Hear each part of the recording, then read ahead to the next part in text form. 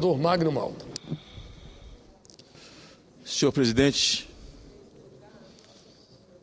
senador Romero Jucá, senhores senadores, senhoras senadoras, esse é um dia importante para mim, senhor presidente.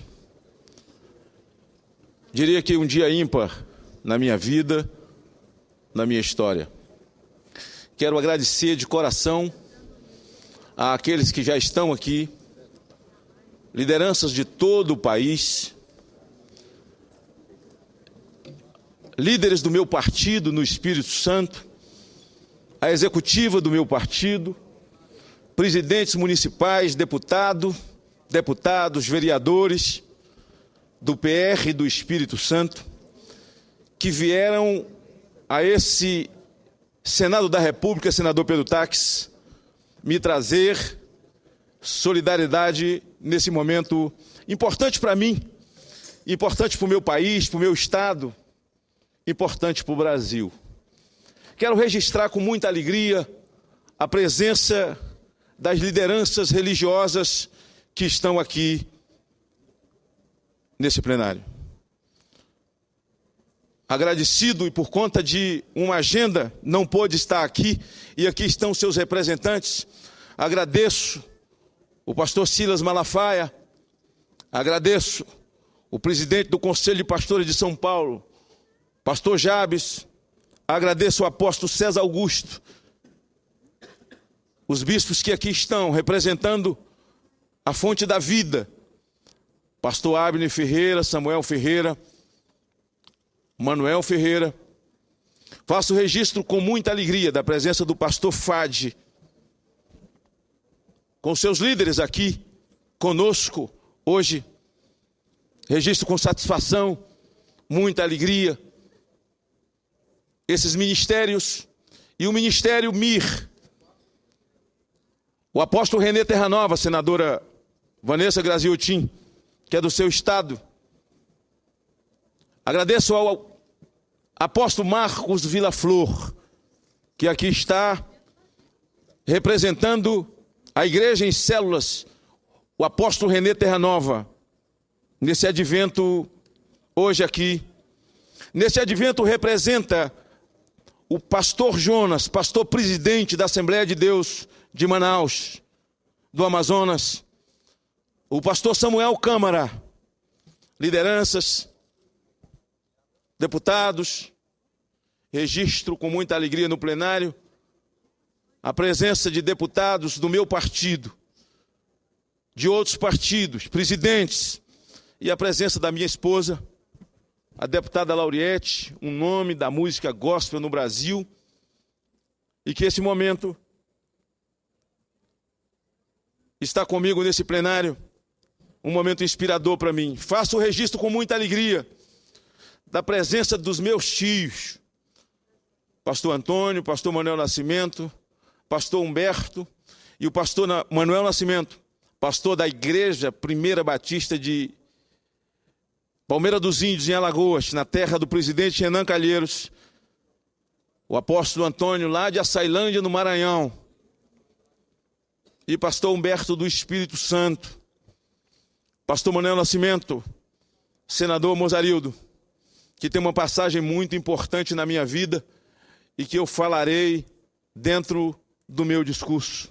Quero agradecer a presença do pastor Júnior Souza, do meu estado, um jovem pregador que abdicou da sua agenda para estar comigo hoje aqui.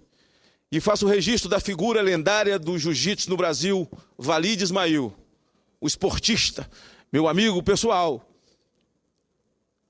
que representa a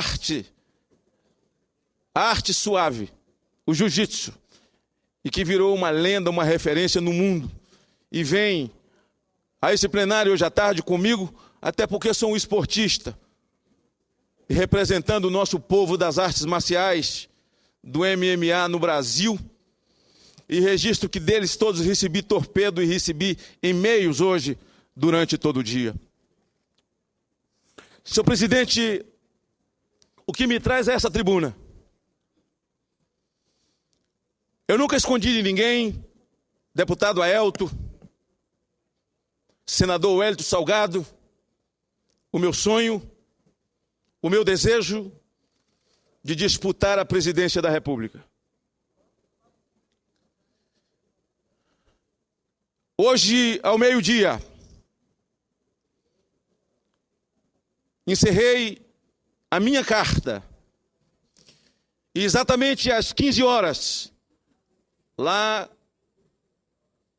na liderança do meu partido, na presença do senador Alfredo Nascimento e do senador Antônio Carlos, eu entreguei a minha carta. Uma carta pedindo ao partido aquilo que a Constituição diz, senador Táxi, que eu tenho direito. Acima de 35 anos eu tenho. Eu sou filiado ao partido. Eu votei. Tenho o título de eleitor. E tem até aquele ticketzinho da última votação. Para tanto, tenho o direito, senador Pimentel, de pleitear, junto ao meu partido, a legenda, para que eu tenha a possibilidade de discutir com o país aquilo que eu acho, ou onde eu acho que eu possa contribuir, que eu possa dar uma colaboração, mostrando que eu conheço os últimos anos desse país. Ainda era uma adolescente quando esse país mergulhou na ditadura, quando esse país pagou o preço da ditadura no Brasil. Acompanhei de longe esse processo, quando o Brasil entrou num processo de redemocratização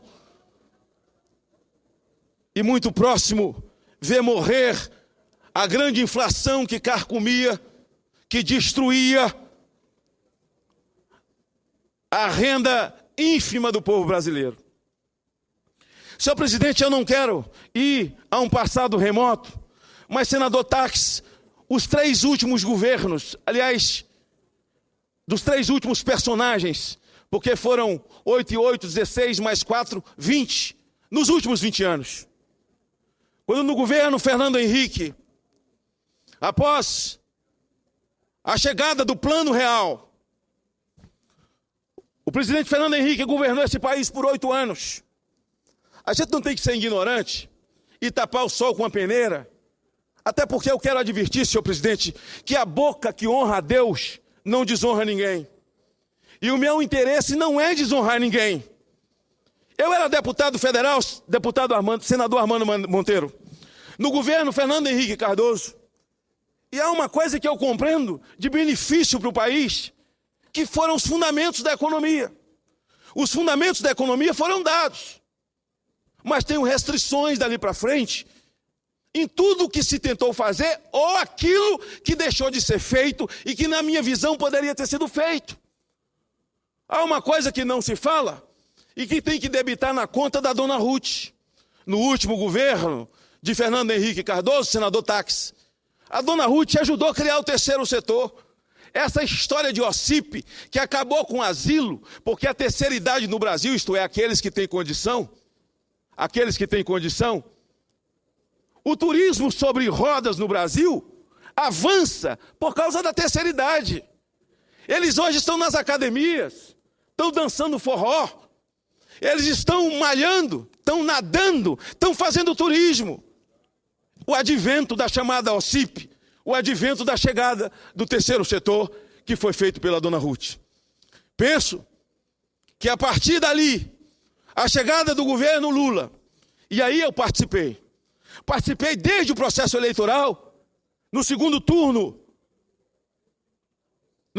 das eleições, presidente Lula, com o então senador José Serra. Eu fui presente o tempo inteiro no processo eleitoral.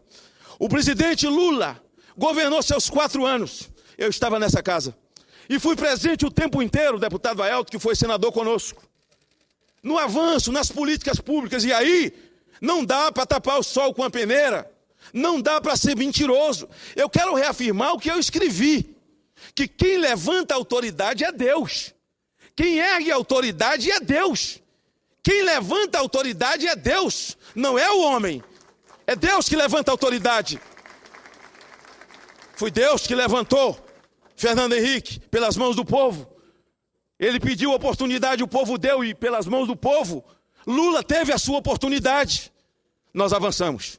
Foi feita a inclusão social? Claro que foi. Avançamos na inclusão social? Sim. Mais de 30 milhões de miseráveis, isso é demérito, tornaram-se pobres emergentes. Eu participei, vi nascer a Bolsa Família. Há aqueles que dizem essa Bolsa Família é uma ignorância, porque é preciso ensinar a pescar, não tem que dar peixe na mão. Mas tem gente nesse Brasil que já sofreu tanto que nunca mais vai aprender a pescar. Você tem que ensinar os filhos dele a pescar, porque na hora que o filho aprender a pescar, o filho passa a sustentar o pai. Eu acompanhei o avanço, porque o ministro era Cristóvão Buarque da Educação. E foi com Cristóvão que nasceu a movimentação da frente em favor do ensino profissionalizante. E a partir daí derrubou-se um decreto que existia no governo Fernando Henrique, que proibia escola técnica no Brasil. E eu pergunto ao senhor, como é que você qualifica filho de pobre, classe média, ou seja o que for, para o mercado de trabalho, se você não tem escola profissionalizante? Eu participei disso tudo, vi nascer Minha Casa Minha Vida, vi nascer Minha Casa Minha Vida, o país avançou, pagou sua dívida. Sim, 18 milhões de pessoas que nunca viram um bico de luz, que não conhecem energia, receberam a energia por conta do programa Luz para Todos. Todos nós vimos. Ninguém é louco. E porque me posto agora na posição de pré-candidato, postulante com o meu partido, aqui me deu uma legenda, eu saia por aí com o mal de Alzheimer, esquecendo tudo, como se fosse um louco, atacando para poder tirar benefício. Não, isso eu não farei. Isso eu não farei. Aquilo, eu estou me propondo, estou emprestando meu nome à sociedade, para poder fazer aquilo que não foi feito, nem no governo Fernando Henrique, e no governo do presidente Lula, no governo da presidente Dilma, que ajudei a eleger e que tive um papel forte, fundamental, no segundo turno das eleições, também não foi feito. E há que se respeitar, entendo que por problemas ideológicos ou filosóficos, mas não foi feito e não será feito. Senador Pedro Taques, eu cruzei esse país inteiro com a CPI do narcotráfico. Eu entrei no Acre do senador Jorge Viana, que era governador. A pedido do Tião Viana, atual governador. Eu passei 5 dias no Acre. E lá no Acre, nós desestabilizamos o crime organizado. E a quadrilha do ex-deputado coronel Delbrando Pascoal continua presa até hoje por advento da CPI do narcotráfico. De lá, eu fui ao Piauí. Pergunte aos líderes do Piauí, pergunte ao líder Wellington, o Wellington, nosso senador Wellington, pergunte ao ex-governador Monsanta, à classe política, ao povo, o que representava o coronel Viriato no Piauí. E o coronel Viriato foi desvendado à luz do dia, arrancado o seu poder de crime organizado para participar de um processo de libertação do Piauí. Eu fui ao Maranhão, do senador Cafeteira, do Lobão Filho, do Lobão Pai, do senador Sarney. E lá, o crime organizado, muito bem organizado, comandado por algumas figuras, e entre elas um homem chamado Zé Gerardo, perigoso, deputado estadual de muitos mandatos, dono de uma empresa chamada Julie, o deputado Caíca. E durante 7 dias, o Maranhão acompanhou a ação daquela CPI que Deus me deu a graça de comandar para desarticular aquele crime nojento.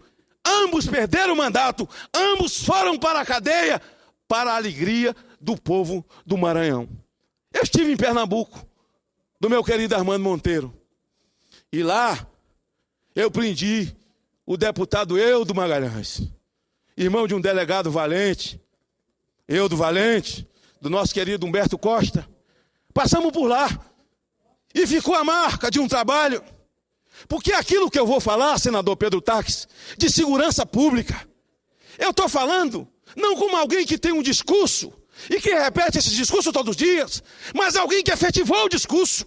Lá no Mato Grosso de Vossa Excelência, procurador Pedro Táxi, o procurador Pedro Táxi e o deputado federal Magno Malta, mas a Polícia Federal, o Mato Grosso tem que lhe agradecer ter colocado o arcanjo na cadeia e desarticulado o crime organizado do seu estado.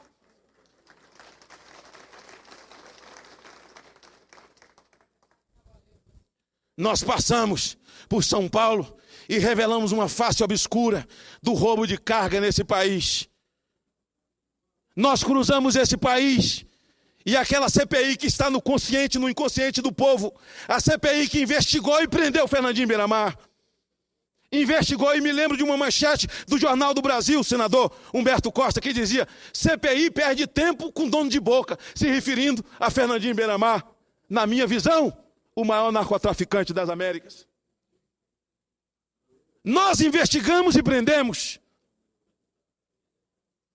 Nós fomos para o Pará, e lá o Leonardo, que era o braço da Farc, que trocava as armas do exército do Suriname com as Farc, que era o braço do Suriname, do presidente do Suriname e do ministro do exército, para que as Farc pudessem ter as armas em troca de cocaína, conjuntamente com a polícia federal da Holanda. E graças à CPI do Brasil, eles prenderam o presidente do Suriname por narcotráfico. Um trabalho que o Brasil conhece e reconhece. O que eu quero dizer com isso é que ao longo da minha vida, são 35 anos, tirando drogados da rua. Eu conheço os dois lados do balcão. Há 35 anos atrás, quando não se falava em instituição terapêutica, quando não se falava em casas de recuperação, em casas de ressocialização, eu já tinha colchonete na minha sala.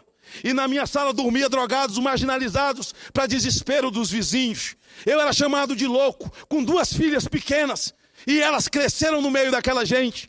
Veio o projeto Vem Viver, que hoje me assiste lá. Eles devem estar me assistindo agora na Parabólica. Centenas e centenas de jovens, arrancados das ruas, das drogas, do crack, nos guetos, nos valados, nas vilas, do terror, da arma. Recuperados, devolvidos às suas famílias, com a graça de recuperar 85% dos que passam por lá. Eu conheço os dois lados do balcão, senador Romero. Eu conheço os dois lados do balcão. E o grande drama do Brasil, nós avançamos, fizemos inclusão social, fizemos. O presidente Lula fez 22 universidades, fez o Cefet, sim, fez. Mas segurança pública esqueceram. O drama, o sofrimento desse país é segurança pública. Esse é o único país do mundo que um homem travestido de criança, um homem de 17, 18, estupra, mata, sequestra, e quando a polícia põe a mão, ele diz: tira a mão de mim, que eu sou menor, e eu conheço meu direito. Direito é uma ova.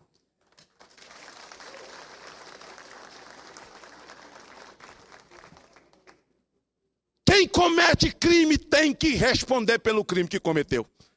A minha proposta de redução da maioridade penal, e eu faço essa proposta com a segurança de que estou representando a sociedade civil. Ora, porque quem aqui não foi pai? Quem não sabe que criança chupa chupeta? Que criança toma mamadeira e criança faz xixi na cama? Que criança chama pela mãe e chora? Criança não empunha arma, criança não sabe mexer com pistola, criança não dá tiro em cabeça de aposentado e chama ele de vagabundo, criança não pega um empresário que gera honra, gera emprego, põe no porta-mala e diz: perdeu o vagabundo, e acaba com a vida dele. E depois desmoraliza a polícia e o judiciário.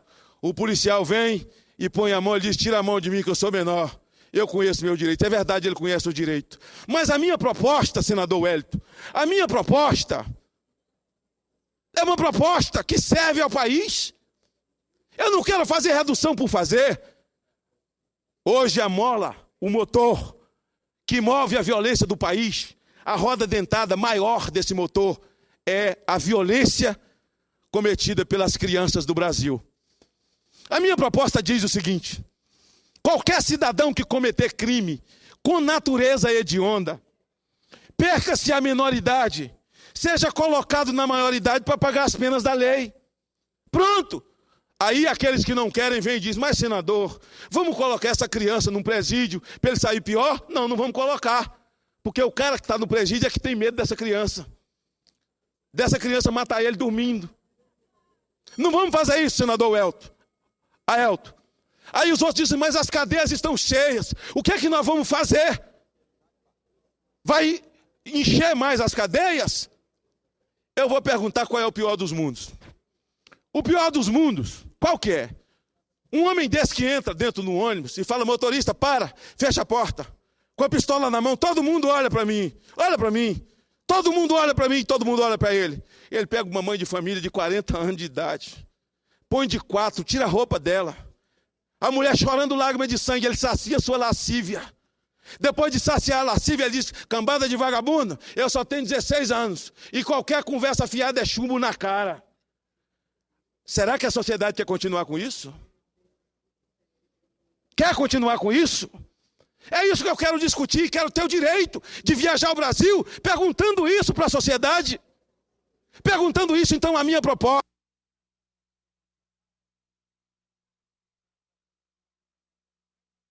Anos dentro de um pneu, vira herói, vira general no crime. Por que nós estamos falando em faixa etária? Cometeu crime com natureza hedionda, perca-se a menoridade, seja colocado na maioridade para pagar as penas da lei. Ponto. Ponto. E agora o que é que faz? A minha proposta, senador Eduardo, fica o Estado obrigado a construir centros de ressocialização para a formação de campeões em esporte de alto rendimento para o país. Ponto. Não estou falando de cadeia nem presídio. Essa proposta propõe o fim da Fundação Casa.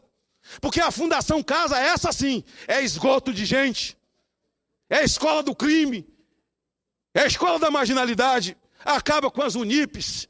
Acaba com tudo isso. E cria-se o centro de ressocialização. Onde tem mão de obra, senador Eduardo? As Olimpíadas das Forças Armadas do mundo, gente. Exército, Marinha, Aeronáutica, tem atletas de ponta, de alto rendimento em todas as modalidades. Imagine um centro de ressocialização, com esporte de alto rendimento em todas as modalidades, para poder receber esses meninos que cometeram um crime de alta periculosidade. Aquele que fez chorar o país, senador Clésio. Depois de cumprir a sua pena, sai um atleta de alto rendimento para dar alegria, Walid Ismail, a um país que um dia ele fez chorar. Nós temos saída, a saída de ressocialização, que o país entenda. Quando as pessoas falam em redução da maioridade penal, pensa que é fazer por fazer. Eu quero cruzar o país, explicando a minha proposta. Eu quero explicar o país, porque o país não vai aceitar. Gente, você está em casa assistindo. Vocês que estão aqui, rejeitem essa balela de poder fazer redução de 17 para 18. Ora, até parece que nunca tivemos 16 anos, 17. O que é que muda? Tirar 17 e colocar 16? Nada. Nada, senador Eduardo. É a mesma coisa. Ou parece que nós não sabemos o que vai mudar? Nada. É passar mel na boca da sociedade. É um engodo. Nós não vamos aceitar. Eu vou cruzar o Brasil. Esses meninos podem ser ressocializados. Eles podem ser devolvidos. Eles podem produzir alegria. Nós podemos tirar o fuzil da mão dele, senador, e colocar uma bola de basquete. Tirar o fuzil e colocar na cintura dele uma faixa de jiu-jitsu. Podemos botar uma luva de campeão na mão dele, ao invés de uma pistola. Nós podemos, se quisermos, se tivermos boa vontade e entendermos que o povo que manda em nós perdeu as ruas. O povo que manda em nós não tem direito mais a ponto de ônibus. Não tem uma mãe que durma em paz nesse país. Não tem uma mãe que durma enquanto o filho não chega, enquanto o marido não chega. Ninguém dorme enquanto alguém não volta da igreja. Por quê? Se nós não tomarmos a atitude de fazer enfrentamento a essa violência, senador Wellington, amanhã nós vamos pedir autorização, senador Clésio, a menino de 10 anos, com a escopeta na mão, para ele autorizar um pai a levar um filho para a escola.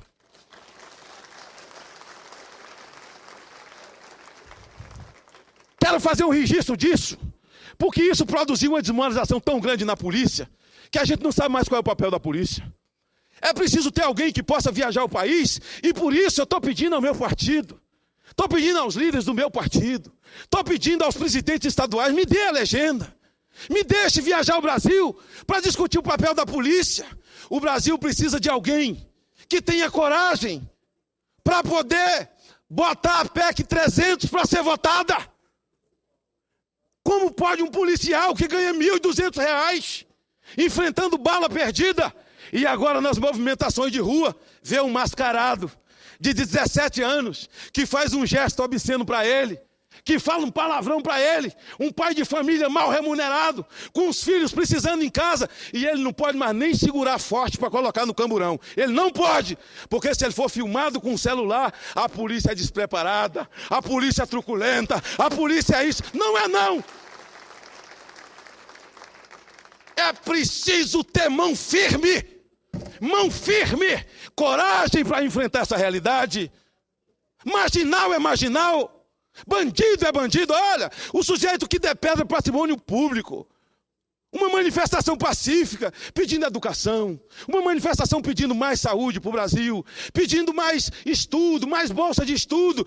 Gente, isso é a coisa mais linda do mundo. Pode se manifestar sim, pode se manifestar na Copa, pode sim. Não pode é depredar patrimônio de ninguém, não pode é quebrar ônibus, não pode é invadir a loja, o supermercado, roubar o suor de alguém, roubar a dignidade das pessoas, trabalho de toda uma vida. Isso não pode.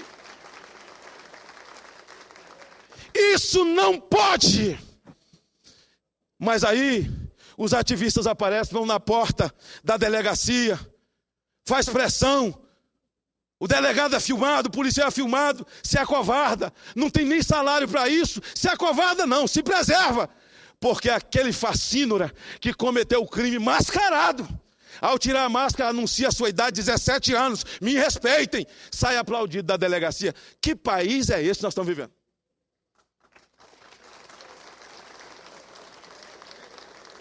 Eu quero ter o direito, meu PR, lideranças do meu partido, de viajar o país discutindo isso com a sociedade. Um homem que paga o seu carro, a prestação, um carro, nós avançamos. Tudo que é pobre nesse país hoje tem um carrinho 1000, um carro novo. É a realidade da inclusão social. Ninguém pode esconder isso. Ninguém pode esconder isso, mas há coisas que não foram feitas e que precisam fazer. Não existe turismo bom sem segurança. Eu estava agora fazendo uma visita em Orlando, no hotel, me deu uma tristeza tão grande, senador Wellington. Jogador de basquete do Botafogo, olhe para mim aqui. Me deu uma tristeza. Começou a entrar na televisão a propaganda de uma academia, ensinando defesa pessoal, senador Alberto. Os caras derrubando, tal, Krav Maga, pá, faz desse jeito. E diz, você que comprou passagem e ingresso para ir à Copa no Brasil. Isso lá nos Estados Unidos, coisa de americano. O seu lugar é na academia. Aí começa a mostrar o quebra-quebra na rua, os mascarados. Lá nos Estados Unidos. Não existe turismo. As pessoas já não nos respeitam.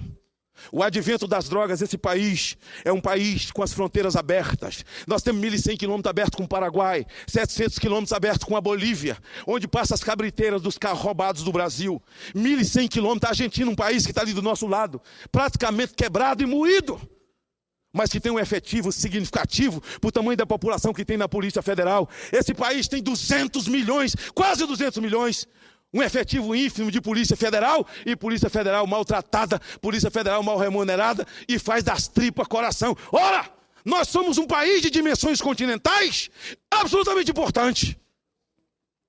Criou-se a Força Nacional. A Força Nacional é um band-aid que foi criado para colocar em cima de câncer. E band-aid não cura câncer. Está acontecendo uma revolta no Rio, manda a Força Nacional. Gasta dinheiro, eles não têm condição de enfrentar traficante, me desculpem. Eles passam 2 meses na cidade, vão embora. Fica um monte de mulher grávida, recebeu diária e não acontece nada. O que tem que fazer nesse país, meu PR, povo do Brasil, é criar um orçamento de fronteira, senador Wellington. O que é isso? Chame os governadores, chame Minas Gerais, chame sua Santa Catarina, chame o meu Espírito Santo Rio, do senador Aécio, chame, junta todo mundo e diz, olha, nós precisamos fazer um orçamento de fronteira, e orçamento de fronteira tem que tirar dinheiro de todo mundo, é um pedaço do orçamento de cada um. Para quê esse senador de fronteira? Deputada Lauriette. Esse orçamento de fronteira é tão somente para ser aplicado na fronteira, porque é mais barato segurar a droga e a arma na fronteira Muito mais barato do que tentar tirar quando chega na Savassi, em Belo Horizonte. Quando chega na Vieira Soto. Quando chega na Praia do Canto, no Espírito Santo.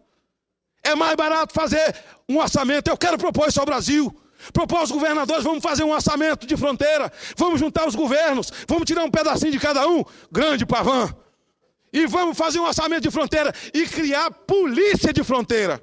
Esquece essa história de Guarda Nacional. O advento das drogas. O mundo hoje se arrepende do que fez. Os países que legalizaram droga, hoje vivem o seu sofrimento.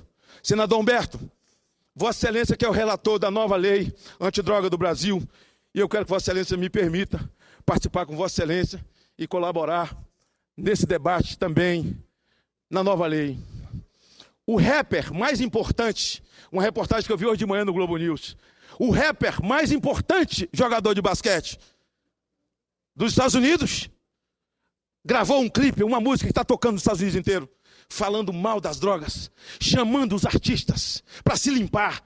O tema é se limpar, chamando a sociedade, porque ele se libertou das drogas e ele conta e canta os malefícios das drogas e da legalização delas. A Suíça morre de arrependimento da sua legalização de drogas, daquela praça fatídica, daquele esgoto que foi criado, esgoto de seres humanos à luz do dia. A Holanda morre de arrependimento da legalização de drogas. Aquilo que o mundo antigo já fez, morre de arrependimento e não pode voltar atrás. Nós estamos querendo inventar a roda agora. Nós estamos querendo legalizar agora. O povo precisa saber o que é o novo Código Penal. O novo Código Penal, nós temos um Código Penal que é um velho descabeçado.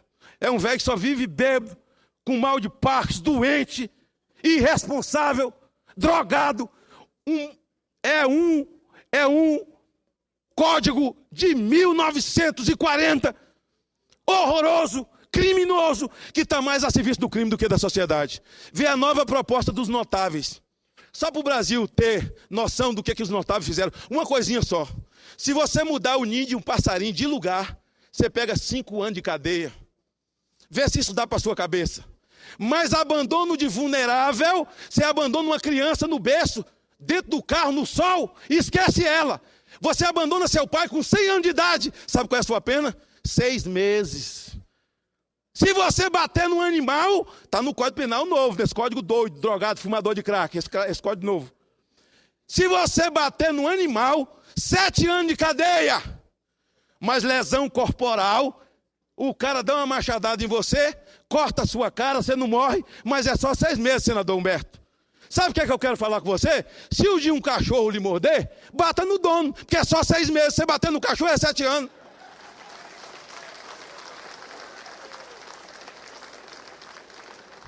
Eu quero discutir isso com o Brasil. Eu tenho certeza que o Brasil não quer isso. Eu fiz todas essas emendas, junto com o senador Pedro Tax, junto com os meus colegas, que são 11, naquela comissão. Ora, é muita brincadeira, né? É brincadeira de mau gosto, uma coisa como essa. Senador Humberto, eu tenho 3 filhas. O senhor deve ter filho também, já foram pequenos. Eu sei que eu sou mais novo que Vossa Excelência. Mas os seus meninos devem estar mais ou menos da idade dos meus. Sabe o que acontece? Estupro de vulnerável, senador Romero. Hoje é 14 anos. Sabe o que o novo código inteligente da era da internet está propondo? Que estupro de vulnerável seja 12 anos. Você comemora o aniversário do seu filhinho hoje, 12 anos. Amanhã ele foi estuprado. Não existe criminoso nesse aqui. Isso é uma brincadeira. Para onde é que nós estamos indo? E chama isso de moralidade. E quem não comunga com isso é imoral. É retrógrado. É burro. Não acompanhou. Não avançou. São tempos modernos. Esta é a nova moralidade. Mas a nova moralidade que prega hoje não é nada mais, nada menos do que a velha imoralidade.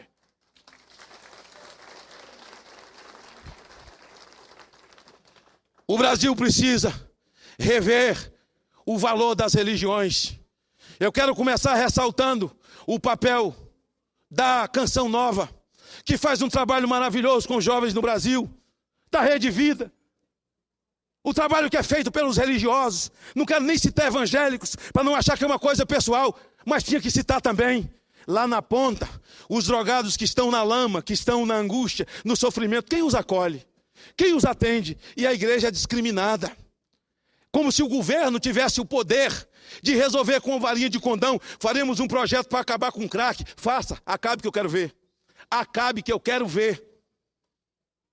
Isso é mais do que isso. É um drama espiritual. Sabe por quê? As igrejas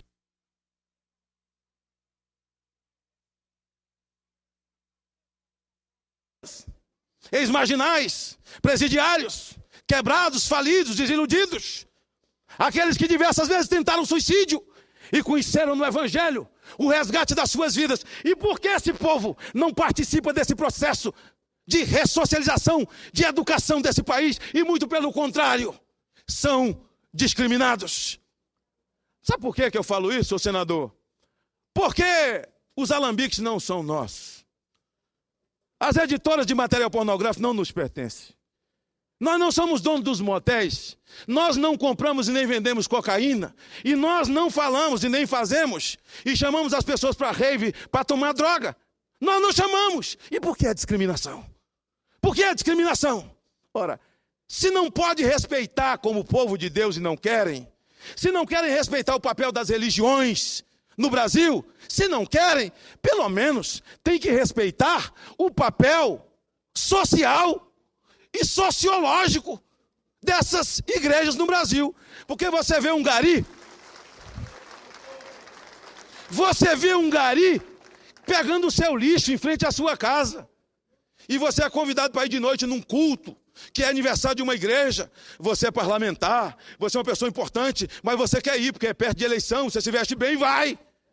Quando você chega lá, você dá de cara, o pastor está de terno, é o gari.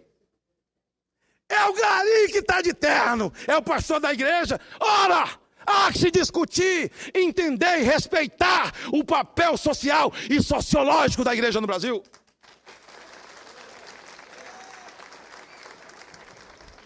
Pois bem, senhores, pois bem, Brasil. Eu vejo o senador Cristóvão, um ícone da educação. Eu acho que alguém tem que provocar uma discussão diferente. Educação quem dá é pai e mãe. Professor não tem obrigação de educar filho meu. Ele tem a obrigação de educar o dele. Escola abre janela para o conhecimento. O professor tem a obrigação de educar o filho dele bem educado, mas o meu não. Educar meu filho? O pai não dá educação em casa, o menino chega na aula falando palavrão, pichando parede, com a arma dentro da bolsa, ameaçando a professora, ela ainda tem que educar ele? Não. Educação quem dá é pai e mãe. Escola abre janela para o conhecimento. E o que nós precisamos no Brasil é de professores reciclados, bem remunerados, satisfeitos, para poder passar para os nossos filhos aquilo que eles receberam. Isso é que é necessário. É preciso que alguém diga que as nossas escolas em área de risco, que fica fechada nos finais de semana, que elas sejam abertas, elas podem ter um papel fundamental com a sociedade, elas podem ter um papel fundamental nas áreas de risco, senador Lobão Filho. Por quê? Você monta uma academia a céu aberto numa escola de área de risco, abre a escola final de semana e entrega a academia para a sociedade do bairro. Eles vão cuidar da academia, porque a mulher que é doméstica tem vontade de fazer academia também. Quem ganha meio salário mínimo também tem. Quem tem uma quitanda também tem, mas não faz porque não tem. Abre a escola e monta lá uma academia de artes marciais. Arte marcial educa, arte marcial cansa, arte marcial faz dormir, arte marcial melhora. Você começa pela via do esporte. Senador, quem tem que tratar disso é esportista. É quem conhece essa coisa por dentro. O esporte é preventivo e o esporte é curativo, eu sei disso. Lá em Tapetinga, eu comecei a jogar futebol muito cedo na minha cidade. Aos 13 anos, senador, eu conheci droga. E com 17 anos, senador Clésio Andrade. Com 17 anos, senador Wellington. Senador Pavan, com 17 anos, senador Moca. Vossa Excelência que militou tanto comigo na CPI do narcotráfico. Com 17 anos, minha mãe, dona Dadá, me chamou de noite, falou, meu filho, vamos ali no orelhão da Telebahia, que eu preciso fazer uma ligação a cobrar. Eu disse com minha mãe, fui lá e fiquei de longe. Ela deu o número no papel. Ela sentou, esperou, a moça ligou, falou, atende na cabine 2. Ela não correu na cabine 2, minha mãe, senador. Pegou e falou: alô, é Dadá, é aqui da Bahia. Ô, meu irmão, estava falando com meu tio ali, o pastor Manuel Nascimento. Era pastor em Jaboatão, em Pernambuco. Tem problema eu pedir ele para ficar de pé, senador Romero? Fique de pé aí, meu tio ali. Ele ficou de pé, ele lá. Ela disse: olha, meu irmão, receba meu filho. Leve meu filho para aí. Meu irmão, meu filho tem futuro. Meu irmão, tu vai sentir ainda o orgulho do meu filho. Leva meu filho para aí. Ajuda meu filho. Ele não tinha filho. Está ali com a esposa. Com sacrifício. Pastor de uma igreja pequena. Estudava psicologia. Me levou para dentro da casa dele. Me colocou sentado na frente dele, senador Clésio, com 17 anos. E disse: meu filho, eu não entendo nada disso. Mas uma coisa eu quero lhe dizer. O homem é aquilo que ele escolhe ser. E aquele dia, meu tio, eu escolhi ser quem eu sou. Aquele dia, a minha vida mudou. Aquele dia, eu refiz o meu compromisso com Deus. E se eu estou na tribuna aqui hoje, eu não tenho pai famoso, eu não tenho avô famoso, eu não tenho neto famoso, eu não tenho parente nenhum famoso, eu só fiz uma faxineira do interior da Bahia que me elegi senador no Espírito Santo. Eu estou aqui hoje. Muita gente faz chacota e zomba. A mim não tem nenhum problema. E eu vou dizer por que eu estou aqui hoje. Eu estou aqui hoje, não tenho nenhum problema com o que vou dizer. Porque Deus falou com a minha mãe na igreja quando eu tinha 13 anos de idade, que Deus me traria para esse lugar uma faxineira de meio salário mínimo. Deus disse a ela que eu viria para esse lugar. Eu quero discutir a violência desse país. Eu quero participar do debate com a Aécio, que já governou esse país, junto com o PSDB.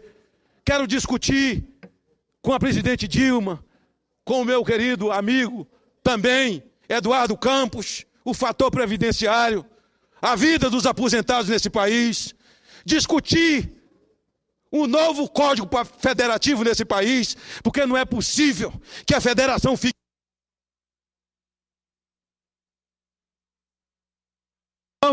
E eles vivem levados pelos pacotes de bondade.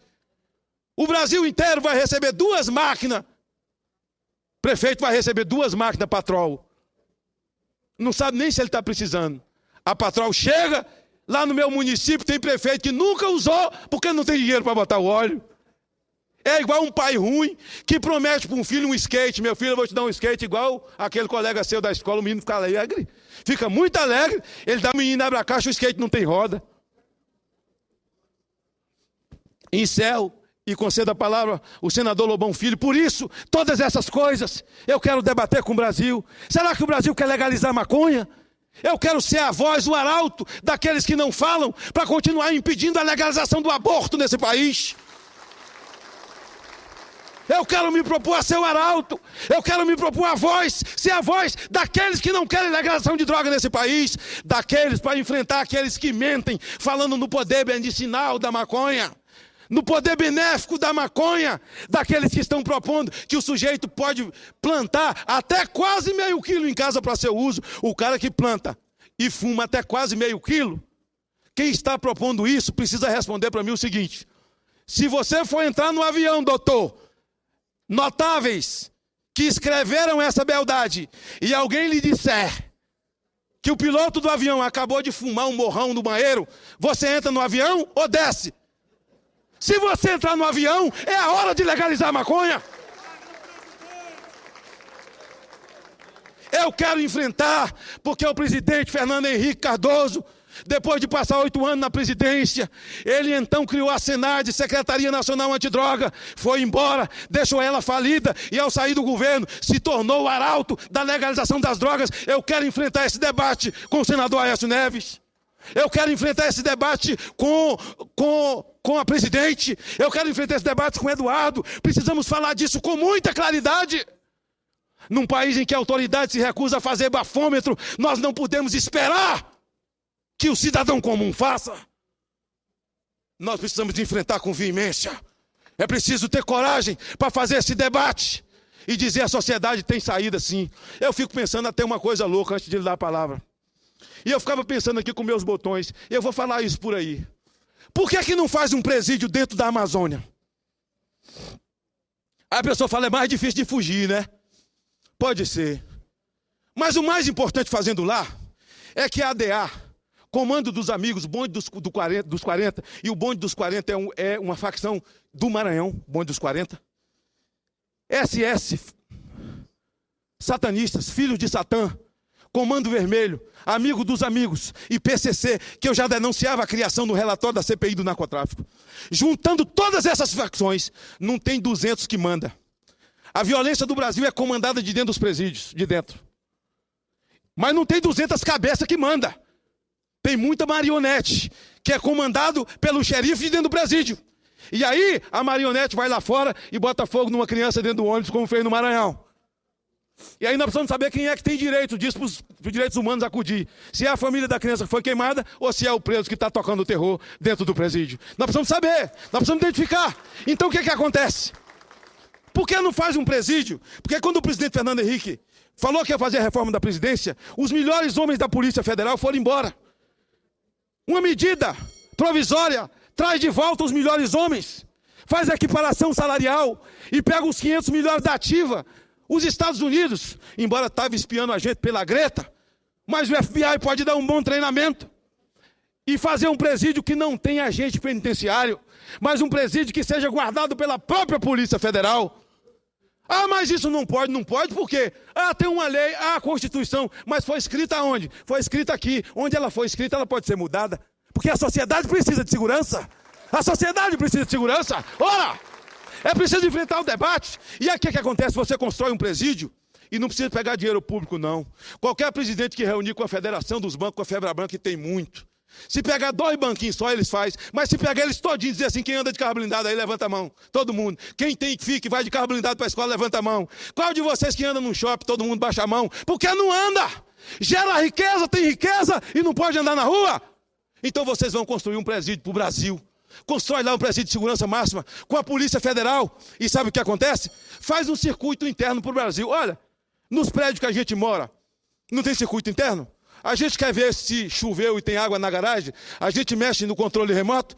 Não, lá meu carro está legal. Você mexe no controle remoto, você vê na portaria o porteiro dormindo. Os senhores que são donos de empresa, estão sentados na empresa, com seu laptop aqui, você está vendo o porteiro. Você está vendo todo mundo que está na expedição. Você está vendo sua empresa trabalhar, chamado circuito interno. Faz o monitoramento do presídio, mete um circuito interno, senador Moca, deputado Manato, e põe um 0800 no Ministério da Justiça. E começa a dizer, você torne-se um guardião do seu país. Torne-se um guardião do seu país. Diz que 0800 e pegue a sua senha. O sujeito diga 0800, um call center atende ele, diz que sua senha. Senador, o senhor põe sua senha no seu controle remoto, o senhor está lá vendo o jogo do Motoclube no Maranhão, ou o jogo do Flamengo no Rio, o senhor digita sua senha, aparece o presídio lá dentro da Amazônia. O Brasil inteiro vai tomar conta desses caras. Eu quero ver, sem os comandantes, se nós não vamos arrefecer a violência desse país. Aí diz, mas tem dinheiro. Desculpa, com todo respeito. Se a Copa não fosse feita no Brasil, nós somos tetracampeão do mundo, todo mundo fez, até a África nós nunca fizemos. Ia ter falação do mesmo jeito. Resolveu fazer. Mas gastar 2 bilhões em estádio, em estado que nem futebol tem, mamãe me acode. Mamãe me acode. Tem estados que não conseguem encher os estádios que eles têm hoje com o futebol que tem lá. Brasília, com todo respeito, não consegue encher o estádio do Gama. O que vai fazer com esses estádios? Mas o povo não consegue entender isso. O que você vai falar para o povo? Será que quem gasta 2 bilhões no estádio não pode construir uma penitenciária no coração da Amazônia? Pode. E juntar esses cidadãos todos no mesmo lugar? Pode. E botar o Brasil para monitorar eles? Pode. Parece uma loucura. Mas se não for feito agora, quem sabe vão fazer daqui 20, 30 anos, eu já estou morto. Vai dizer que tinha um velho senador que falava, que bradava na tribuna, e tanta gente criticava, dizia que é um louco, não sabe de nada. Não tem nenhum problema. Eu sei porque eu conheço o sofrimento da rua. Eu aprendi, já lhe dou a palavra, enxugar lágrima de mãe que chora. A ciência diz que uma lágrima é H2O mais cloreto de sódio. A ciência não sabe nada sobre lágrima. Lágrima não é água salgada. Quem sabe muito sobre lágrima é a mãe que perdeu um filho para as drogas. É uma mãe que visita presídio. É uma mãe que visita cemitério para levar a flor de um filho de 13 anos de idade. Porque ninguém foi duro com ele. Por que você educou seu filho? Por que você corrigiu ele? Por que seu filho não morreu com um choque elétrico? Você bateu na mãozinha dele e ensinou que na tomada não se põe o dedo. Você fez isso tudo em casa. E quando recebe um botão, ganha um mandato que chega aqui, esquece a sociedade que pega ônibus, esquece a sociedade que anda na rua, que precisa de proteção. Eu quero discutir segurança pública com esse país. Eu quero debater segurança pública com esse país. Eu tenho coisas efetivas. Eu meti o dedo numa ferida e revelei para o mundo o crime dos crimes do mundo. Que o mundo também escamoteava a pedofilia. Revelei um país que está entre os 3 maiores abusadores do planeta. E tudo que avançou, desde a mudança do 240 do Estatuto da Criança e do Adolescente, gente, Brasil, eu tive o orgulho e a alegria de assinar essa lei. E também posso reafirmar que após mostrar a imagem de uma criança sendo abusada, aquele tenente desgraçado do caso da Isabela Nardoni, que apareceu lá no jardim, como se estivesse fazendo inspeção, aqui tinha uma terceira pessoa, mentira, pedófilo, ele foi lá olhar os órgãos genitais da criança. 2 dias depois pegamos ele. Com voz de prisão ele se suicidou, já vai tarde. Peguei o computador dele, peguei as imagens e levei ao presidente Lula e dizer, a gente muda o estatuto agora. Quando eu levei 3 imagens, ele só viu uma. E ficou doido, suando, batendo, puxando meus braços. O que é que nós vamos fazer? A gente faz, o senhor sanciona. Alteramos o 240, eu mostrei, me perdoe, mas eu preciso falar. A imagem de um homem, daquele tenente desgraçado, ejaculando na boca de uma criança de 2 anos de idade. Foi por isso que mudamos o 240 do Estatuto da Criança e do Adolescente e instituímos a criminalização da posse. Gente,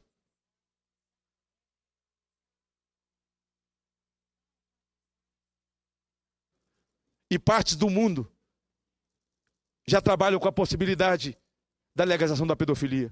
Nós já temos políticos no Brasil falando isso, que a sexualidade precisa ser mexida até mesmo nas escolas. Mas quem se levanta contra isso é quadrado. Quem se levanta e rejeita identidade de gênero para tirar a palavra sexo do PNE é quadrado, é atrasado. Está vivendo fora da internet, não aprendeu nem a tabuada. Meia dúzia de pessoas que gritam tão alto, que parece que eles são a maioria. A sociedade civil é a maioria, nós somos a maioria. E eu quero debater isso com a sociedade. Eu quero ser a boca de quem não tem voz. E quem não tem a obrigação de engolir goela abaixo essas impropriedades que estão propondo.